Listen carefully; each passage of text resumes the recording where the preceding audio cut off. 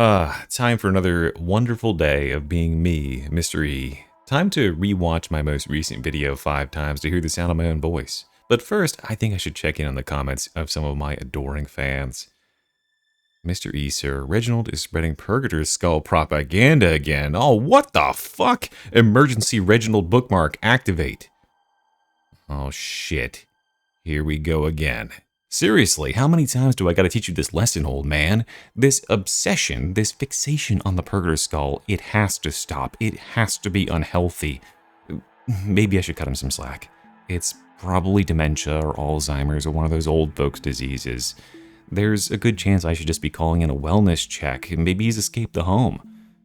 Granted, I probably should not be casting any aspersions, given that I think Reginald might actually be younger than I am. All jokes aside, we're going to be talking a lot about numbers today, but I think all of us can agree that there's really only 2 numbers that matter in this discussion. These 2 here. I'll let you be the judge, but I think it makes one of us about 35% more correct. But actually, seriously this time, Reginald, congratulations on 40k subs, man. There's a very, very small few of us that have reached that threshold, the mythical Warhammer number of subs for a Darktide channel. It's impressive stuff, and I'm very, very happy that you are one of us, a select chosen few. But today, I want to have a discussion. What I'll be doing is I'll be steelmanning Reginald's position, talking about why he believes, incorrectly, that the Servo Skull with the Purgator attachment is a worthwhile inclusion in this Guitari class, and then I'll be hopefully showing why I think that this is in sore need of some sort of improvement or alteration in some way. And there are 2 main things that I definitely want to do with this discussion. I want to keep it civil, I want to keep it lighthearted, and I want to trounce my opposition with facts and logic and absolutely obliterate him such as there is no recourse. But I fully expect there to be about 6 or 7 back and forths after the fact, and no, that was not intentional number selection on my part. Anyway, let's begin with my best attempt at steelmanning Reginald's position, given the best possible argument for why he believes this Purgator Skull is, like, actually good or something. So, Reginald is making the case, and I'll link his video below. You can go watch it if you wish.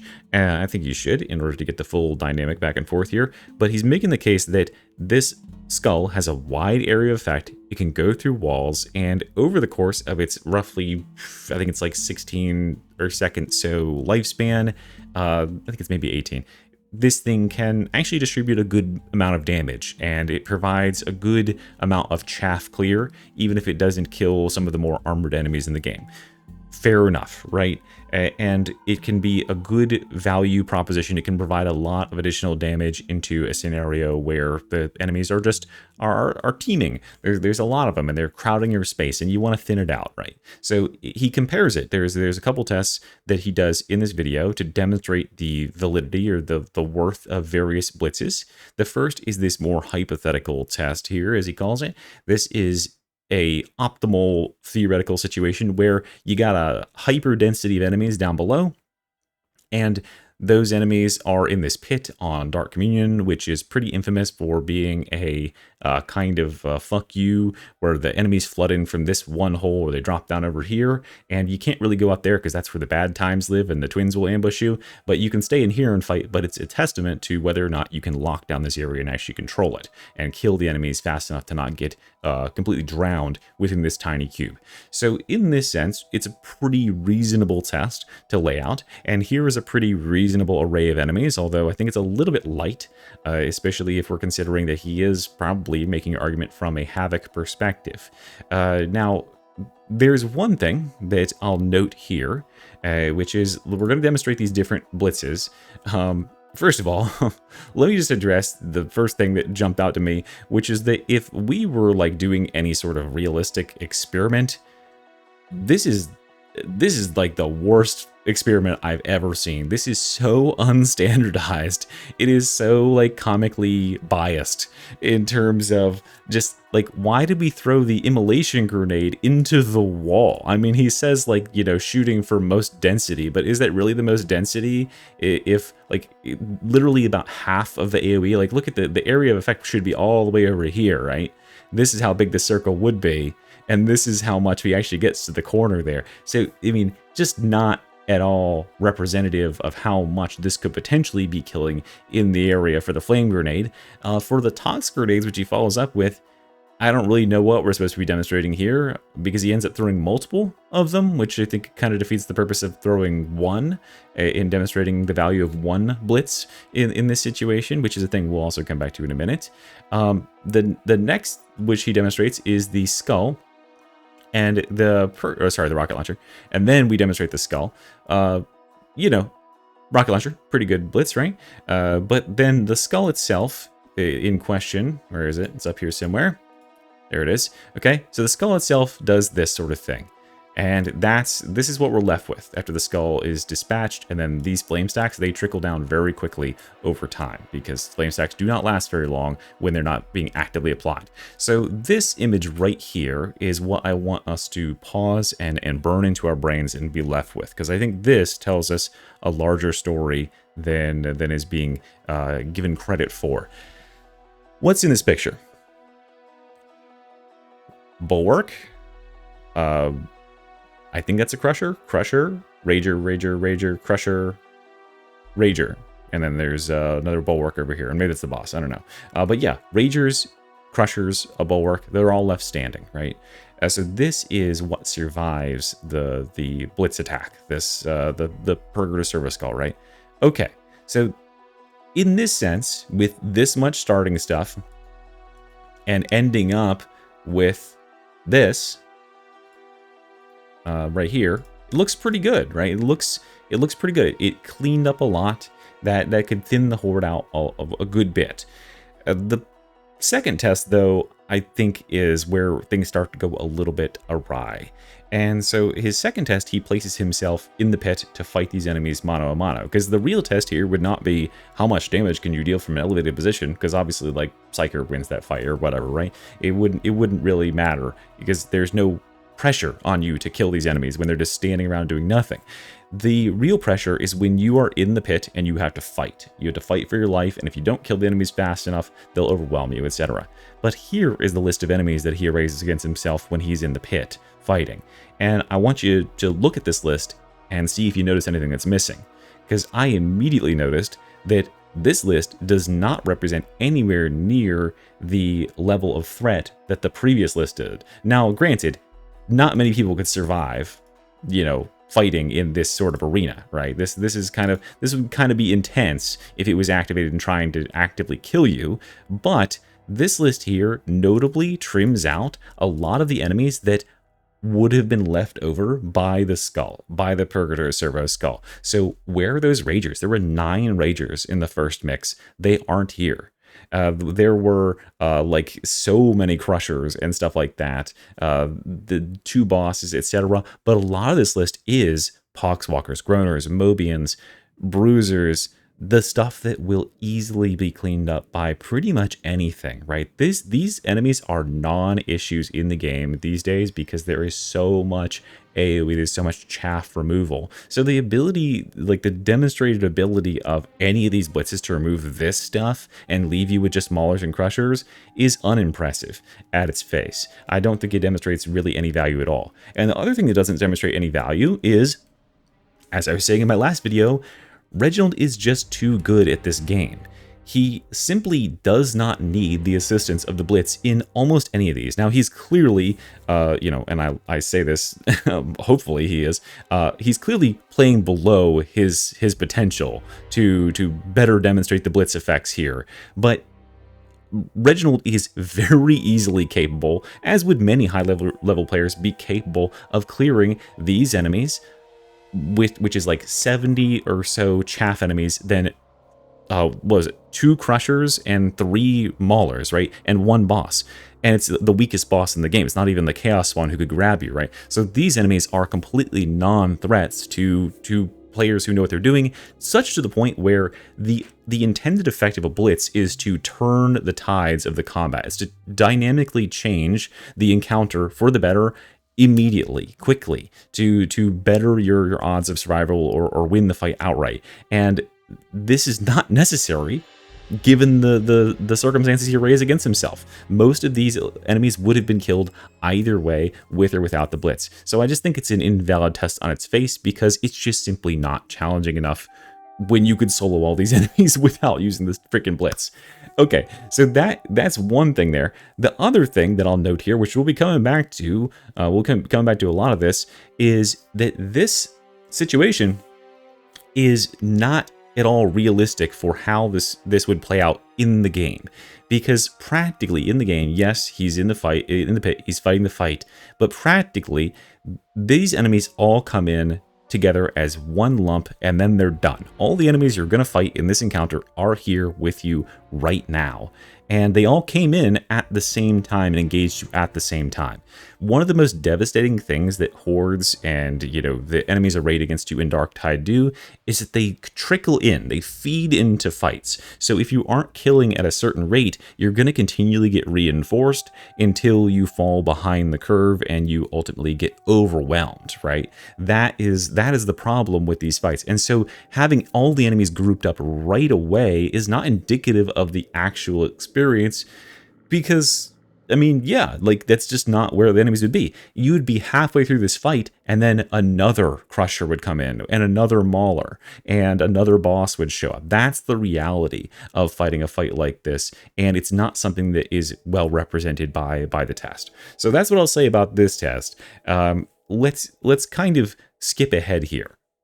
Okay, so a little bit later on in the video, this is where Reginald, I think, makes what his ultimate point is, which is that in a situation like is commonly encountered in Havoc, you can enter into fights where a large threat is the threat of horde, of growing numbers of poxwalkers and general chaff enemies that can gum you up. They can prevent your movement because they're blocking one whole egress, and they are just kind of a pain to deal with, right? And yes, you can have a flame staff psyker on your team that can solve it, but if you don't, this Servo Skull, as shown in the image here, is very, very effective at serving this role, right? This is a time to kill on 100 Poxwalkers on Havoc 40, and it does it in about 10 seconds, which compares favorably to just about everything else in the game, right? In this demonstration here, he's showing Relic Blade, which takes almost 15 seconds to clear these many, so a whole zealot working on this full time to clear all this stuff in order to do the same. You could, of course, bring some of the stuff up here. Inferno Staff is a very popular option, but maybe you don't want to play with that. Flamer, etc. Those things can clear very, very quickly, which is good, but maybe you don't have those, right? Then in that case, if you are the Skitarii, one of the best things you could do is deploy this skull and clean up the horde, right? And notably, it compares super favorably to a ton of stuff down here that takes forever to clear out of these hordes. But I want to draw your attention to one thing in particular, which is the power maul. Way down here at 29 seconds, almost 30 seconds to clear this horde. Why is it then that I would say that in this situation where I am jammed into a corner and I have these 100 Poxwalkers around me, I would rather have an Ogryn with a power maul than I would have a Skitarii with this Servo Skull?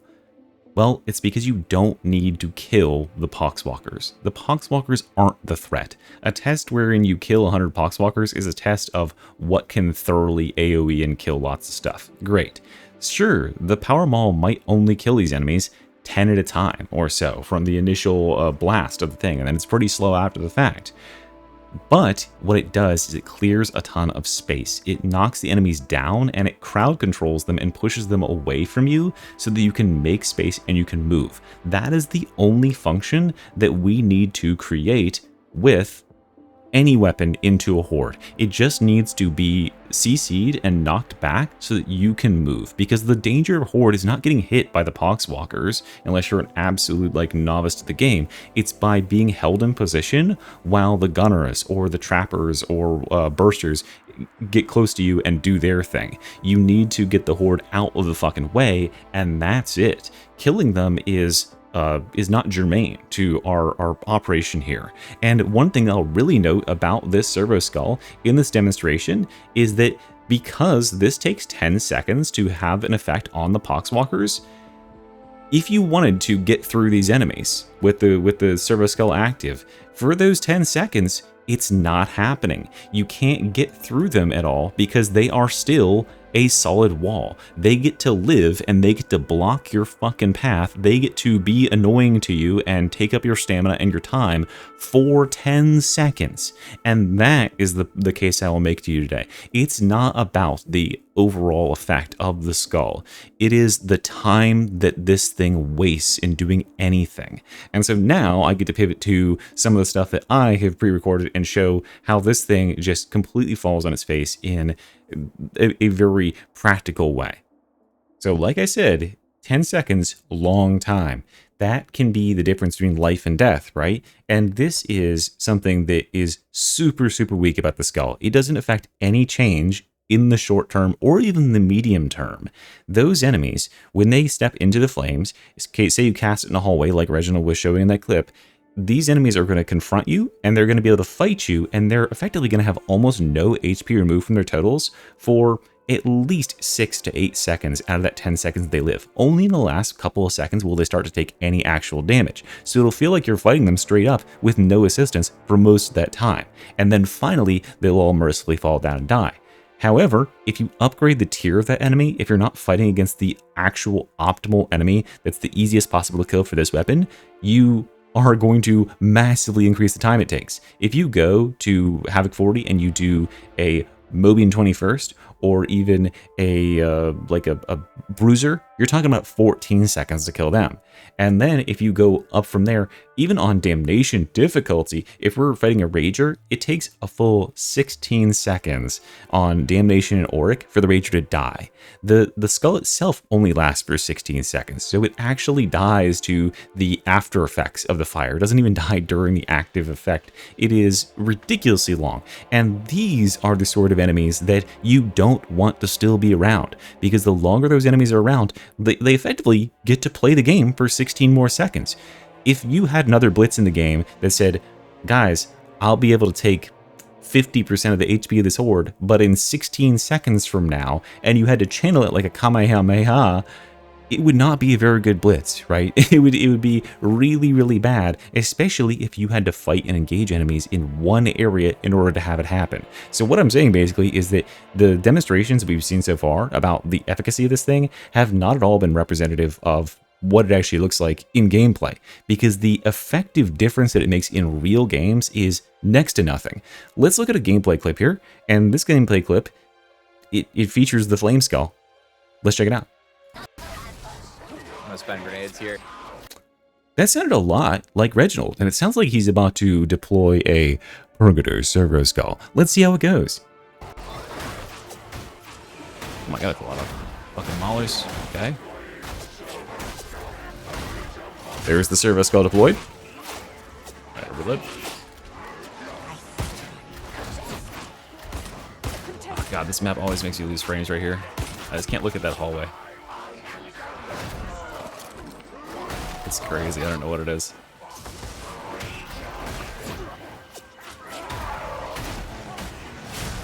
Oh god. Here's a second deployment of the skull.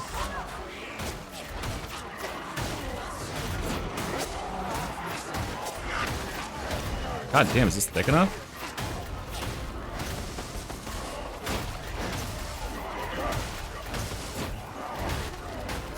I couldn't dodge up the stairs. I like bumping something. It's over to me.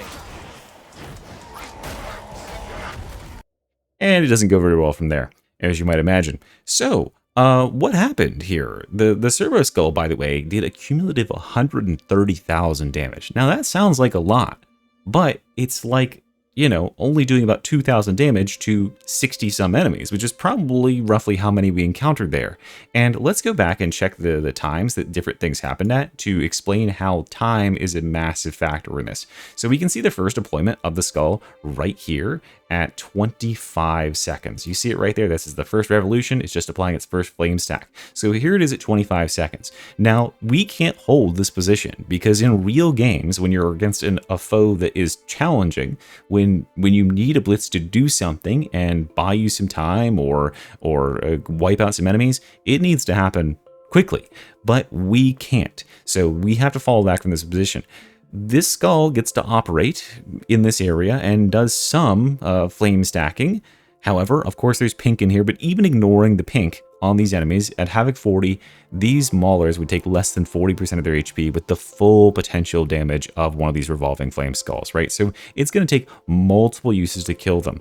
Now, that would be one thing if you could cast another flame skull in the same area and really cook these motherfuckers. However, there is a lockout. When you cast this first flame skull, you cannot cast another one until this one recalls. So you are waiting the full 16 seconds to get one back, which means that the next potential available one is way back here at 41, 42 seconds or so. So right now is when the second flame skull, when it comes back to Reginald and when he's able to cast it again. And the unfortunate thing about this is that there's no way to prepare. There's no way to build up. And because the enemies are back over there in the hallway and they have their flame stacks, right, and we had to fall back, their flame stacks are going to fall off within a couple of seconds. So by the time this second horde shows up here, when they're coming around the corner on the left, look at the flame stacks on them. See? These guys have 8. That guy has 8 flame stacks. That guy's like, that guy got hit by a lot of it, right? But by the time they get into the combat here, a lot of them have barely any flame stacks. Some of them are getting reset to 4. Some of them got 10, but some of them are at 3, 4, 3. Like, these guys are taking next to 0 damage at this point because flame stacks don't do any damage when they're low, as I'll show you in a second. So these guys got to basically reset because they weren't in it for any amount of time. And he gets to cast it again in this room, and it gets its full duration. But from the time he casts it, which we can see it actually right here, right there is when it starts. So this is at 50 seconds in. So this thing is going to spin for 16 seconds, which means at 16 seconds from now, let's see where we're at in terms of the game state and see what effect it had. And we are right here. Okay, so wait, no, that's 9 seconds. That's 19 seconds. Here we are right here. Okay, so yeah. So Bloodsheet's dead, and Reginald is very shortly dead. He'll be dead within like a second or so. And you can see the flame stacks on some of these guys are 5, this guy is 12, but overall, why did this skull not do anything here? It did 130,000 damage, and yes, Pink was involved in reducing some of that damage and getting rid of it, but it's because these enemies are unaffected by this. We could have handled it if it was a horde full of like groaners and bullshit like that, right? That's just adding in fluff damage. That's just padding your stats numbers. But against enemies where the game actually needs you to do something to kill them, like these maulers, like these crushers, like these ragers and stuff, it just isn't effective. And so we get pushed back into this corner. And then the biggest thing is these enemies, right? These enemies here that are coming into this fray, that are starting this fight, if they spent half of the time in the Flame Skull, if they come into this fight late with no stacks, they are only going to get stacked to 4 or 5 stacks of fire. If they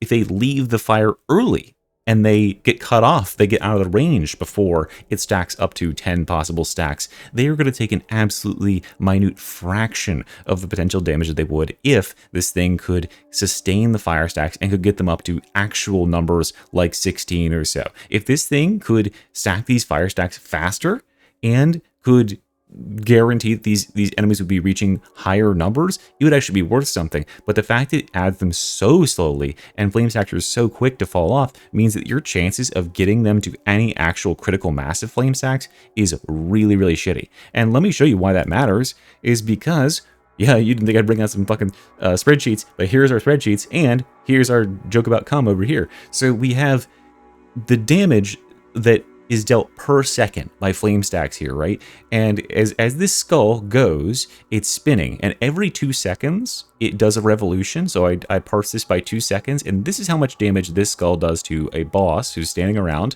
I went in this, I can't even record this, and this is how much it did in each given second. So first 2 second gap, I did it in gaps of 2. So the first 2 seconds totally did 90 damage. The second 2 seconds, from the third and fourth second, it did a total of 97.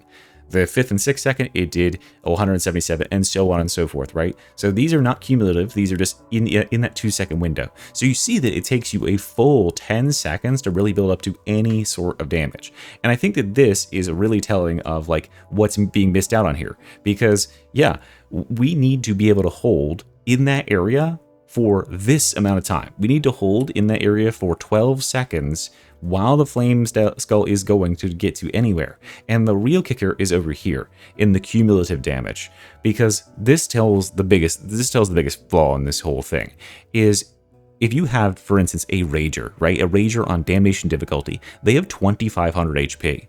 That means that they need to take 16 seconds to die.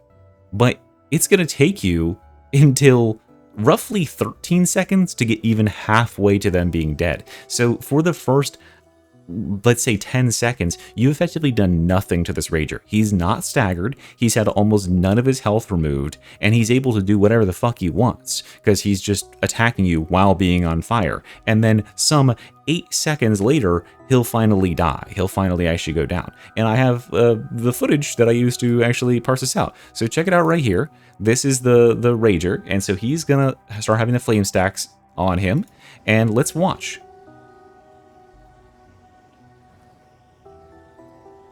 And pause. So right now, you might, it seems like a weird spot to pause, right? But right now is the midpoint in the duration of the skull's activated time.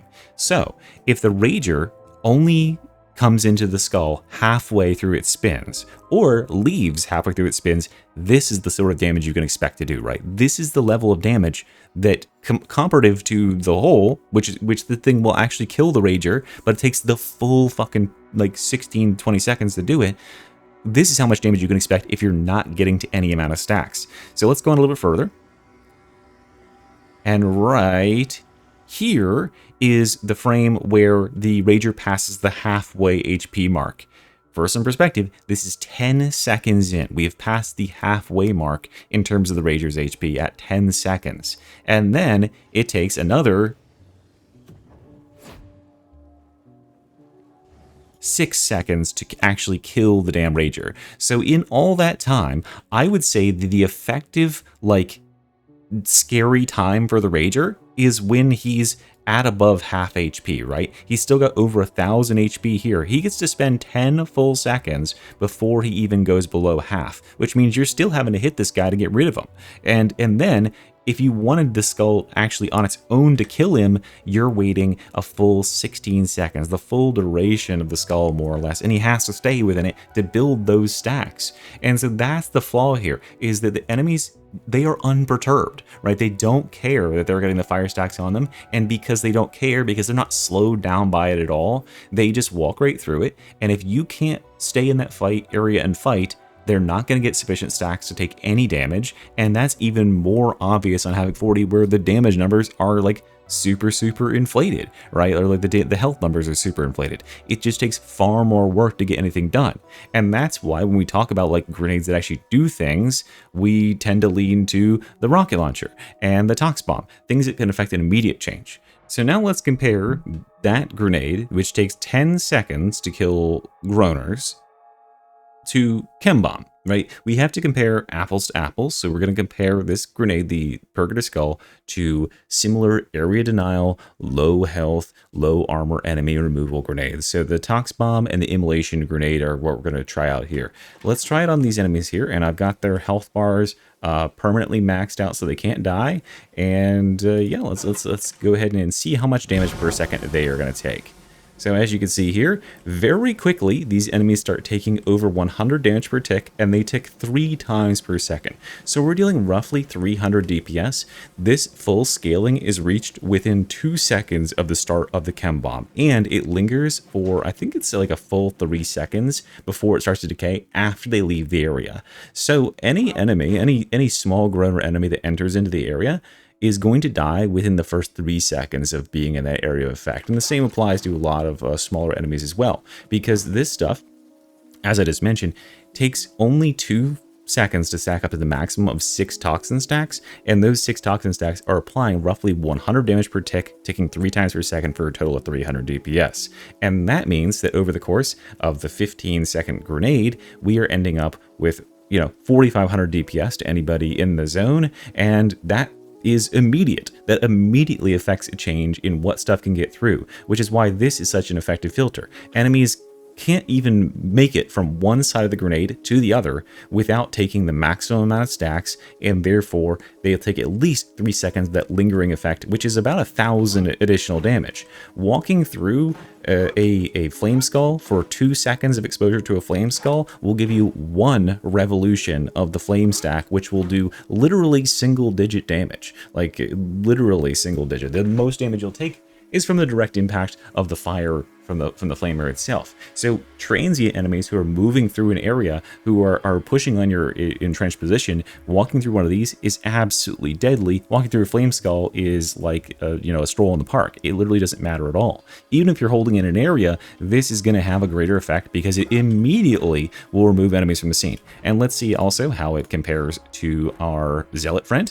Okay, here's my Havoc forward enemies, and they should be immune, and we're going to throw our little firebomb here and see what this does.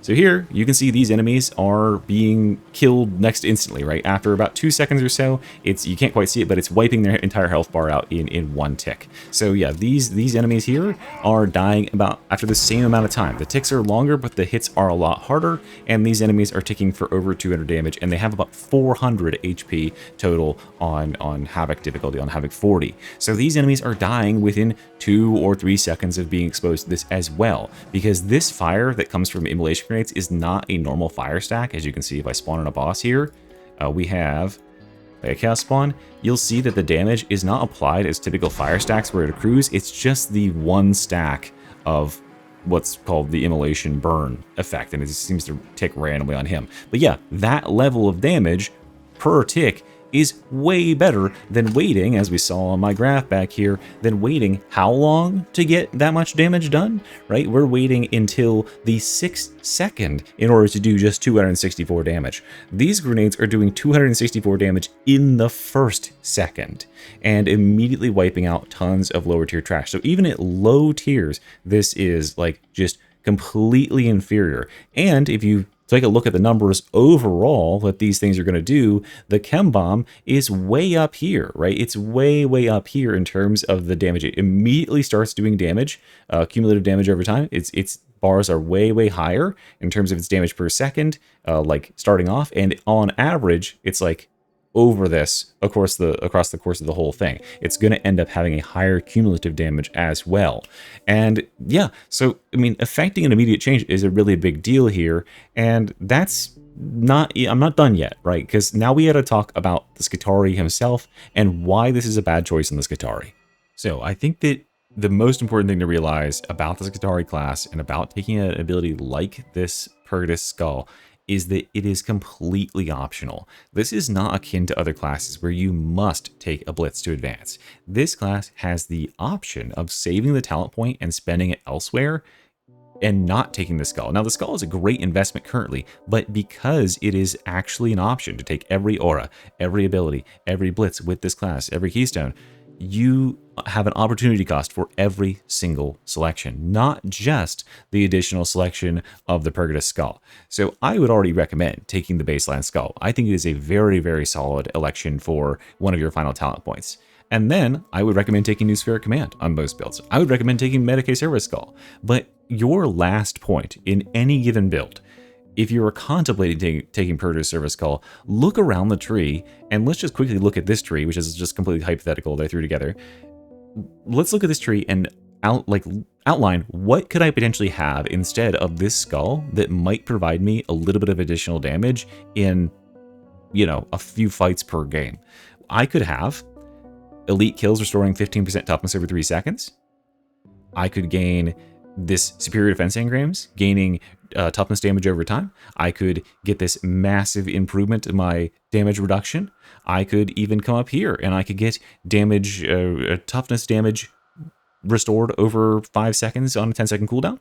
I could get the ability to shock any enemies that hit me in melee. I get the ability to share some of my toughness overflow with all of my allies if I wanted to be supportive, right? There are very clearly a ton of super, super powerful options in this tree. And 25% ammo, right? I could take something out and get 25% ammo down here, right? There are so many powerful options in this tree. I cannot see it being reasonable in any way, shape, or form to sacrifice one of them in order to take an augment for a skull that is going to provide what I would term at best superficial damage. Because the damage this thing is doing, while it will produce some shiny 6-figure numbers in dense Havoc hordes, it is superficial. It is not actually killing anything impactful. It is impactful in the same way that Psychers will have massively, massively inflated stat screens at the end of games. They might have killed 3 million damage worth of enemies, but at least 1.8 million of that is regular ass chaff enemies that were no threat to anybody. Though that chaff is essentially meaningless in terms of the outcome of the game. What is meaningful are the elites, are the specials, are the more durable enemies that can actually like impact you. So removing that stuff is far more valuable than removing chaff is from the scene. And the fact that you can only do it at a cost of a talent point, a cost of a blitz charge that are not only shared by your own ability, but are shared by the team as well, right? So you might be losing a potential revive here. You might be using a blitz that someone else in the team would desperately need. And that is just a step too far, right? That is asking too much of the player in order to sacrifice that much to get such a small potential gain that, in my opinion, would probably have a game-changing impact, an effective, like, oh, we went from losing this to winning this, of like less than 1% of situations. I think that probably less than 1% of situations would actually be swayed in any way, shape, or form by the addition of roughly 3,000 damage per enemy over a 16 to 18 second time span, right? That is just far too long to wait. And my ultimate opinion is that if you can spend 16 to 18 seconds engaging enemies and fighting in an area, and you're still alive to reap the benefits of that at the end of the 20-second window, you could have done it without the fucking flame skull. It wouldn't have mattered, right? Imagine how much value could have been generated from an additional node, right? An additional 25% ammo, the overflow for your team. Tons of different value could have generated. And we could have been saving a blitz charge in the process for potentially a revive that needs to be picked up, or someone else to fire a rocket or use a chem grenade or whatever that is. So yeah, I just think it's a complete waste on this class of all classes, and it would be a waste on any given class, considering we don't take immolation grenade on the zealot, and it's better than this. So why am I taking it on this class? Anyway, let's prescribe some solutions to make this thing better, because it has to be buffed. There's no way this is like considered on the power level of really anything in the game, let alone what other stuff is on this Skitarii. It is just wimpy. When they advertised that there was going to be a flamethrower in the skull, everyone got super excited. And, you know, people will carry hype a long way. People can cope and use hype to like force themselves into using all sorts of crazy stuff. You know, for instance, power overload is pretty hyped up, right? Well, I'll be getting to that soon. But this ability immediately diffused everyone's hype because they saw it in practice and were like, oh, that sucks. Yeah, it very obviously sucks on its face. So what could it do instead? First prescription for it. Potentially, we could remove the necessity of taking a talent point. If this was just simply a thing that you had as a blitz, there you go, right? You get 4 blitz charges to start the game when you take Artificer Servo Skull. You already have the keybinds for it, because when you take this, it activates it such that tag is now your focus button, and then Purgator Servo Skull would become your grenade button, right? So you would just have this and it would be default. You would have 4 charges to start the game, and it wouldn't cost you an additional talent point. That would be the only change they needed to make there. It's a little bit of extra value for the baseline skull, and it still costs grenades to your entire team. I don't think that would be all that bad. The second thing they could do here is to double the revolution speed. If this thing spun twice as fast, it would mean that enemies who enter or leave the zone by the halfway point are going to take relatively the same amount of damage that they've taken over the whole duration now.